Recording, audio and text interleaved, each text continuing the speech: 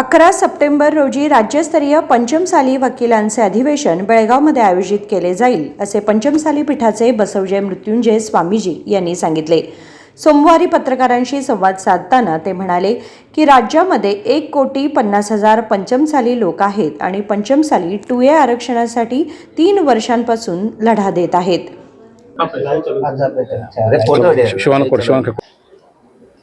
ಕೃಷಿ ಕಾರ್ಮಿಕರು ಮತ್ತು ಕೃಷಿಕರಾಗಿರತಕ್ಕಂತಹ ಕರ್ನಾಟಕದಲ್ಲಿಯೇ ಸುಮಾರು 1,30,00,000 ಜನಸಂಖ್ಯೆ ಹೊಂದಿರತಕ್ಕಂಥ ಲಿಂಗಾಯತ ಪಂಚಮಸಾಲಿ ಮಕ್ಕಳ ಶಿಕ್ಷಣ ಮತ್ತು ವಿದ್ಯಾರ್ಥಿಗಳ ಉದ್ಯೋಗಕ್ಕೋಸ್ಕರವಾಗಿ ಕಳೆದ 3 ವರ್ಷಗಳಿಂದ ನಾವೆಲ್ಲರೂ ಚಳವಳಿಯನ್ನು ಮಾಡ್ತಾ ಬಂದಿದ್ದೀವಿ।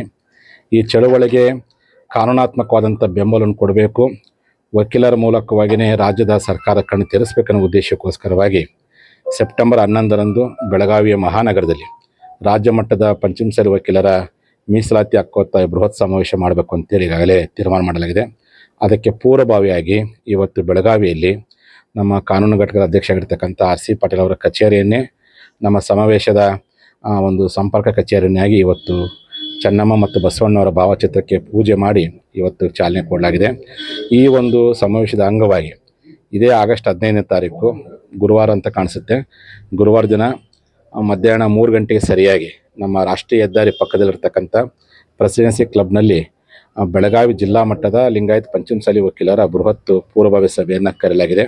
ಆದ್ದರಿಂದ ಎಲ್ಲ ಬೆಳಗಾವಿ ಜಿಲ್ಲೆಯ ಎಲ್ಲ ವಕೀಲರು ಇದನ್ನೇ ಆಮಂತ್ರಣ ತಿಳ್ಕೊಂಡು ನೀವೆಲ್ಲರೂ ಸ್ವಇಚ್ಛೆಯಿಂದ ಹಿರಿಯ ವಕೀಲರು, ಕಿರಿಯ ವಕೀಲರು ಮತ್ತು ಎಲ್ಲ ಕಾನೂನು ತಜ್ಞರು ನೀವೆಲ್ಲರೂ ಹೆಚ್ಚಿನ ಸಂಖ್ಯೆಯಲ್ಲಿ ಮಧ್ಯಾಹ್ನ 3 ಗಂಟೆಗೆ ಆಗಸ್ಟ್ 15ನೇ ತಾರೀಕು ನಡೆಯುವಂತಹ ಪಂಚಮಸಾಲಿ ವಕೀಲರ ಜಿಲ್ಲಾ ಮಟ್ಟದ ಪೂರ್ವ ಸಭೆಗೆ ತಾವೆಲ್ಲ ಬಂದು ಭಾಗವಹಿಸಿ ಯಶಸ್ವಿಗೊಳಿಸಿಕೊಡಬೇಕು ಅಂತೇಳಿ ನಮ್ಮ ಬೆಳಗಾವಿ ಜಿಲ್ಲೆ ಎಲ್ಲ ನಮ್ಮ ವಕೀಲರ ಪರವಾಗಿ ಮತ್ತು ನಮ್ಮ पंचमसाली समाजाದ जिल्हा घटक ಪರವಾಗಿ ನಾನು आमंत्रण ಕೊಡ್ತೀವಿ।